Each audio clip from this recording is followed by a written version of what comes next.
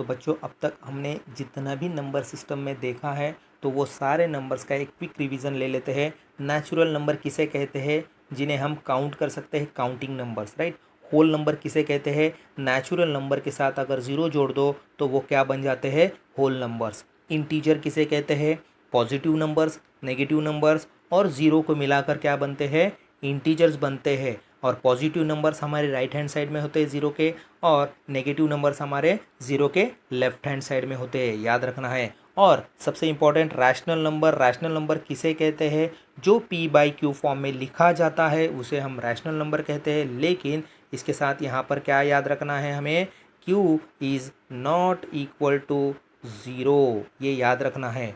यहाँ पर इरेशनल की नंबर किसे कहते हैं, जो पी बाई क्यू फॉर्म में नहीं लिखा जाता तो उसे क्या कहते हैं, इरेशनल नंबर।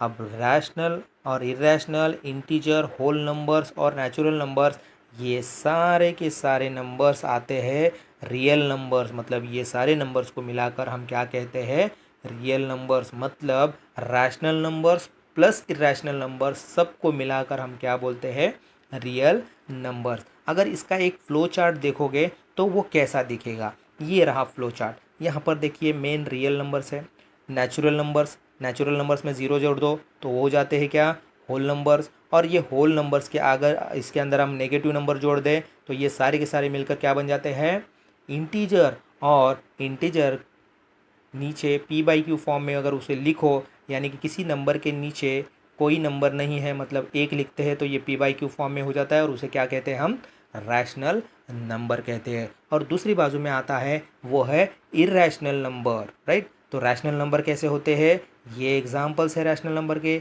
और ये एग्जांपल्स है इरेशनल नंबर के। तो आपको पता चल गया होगा कि ये क्या है, नंबर सिस्टम। ये पूरा नंबर सिस्टम का क्या है, फैमिली ट्री है, जिसे आपको याद रखने में बहुत आसानी होगी।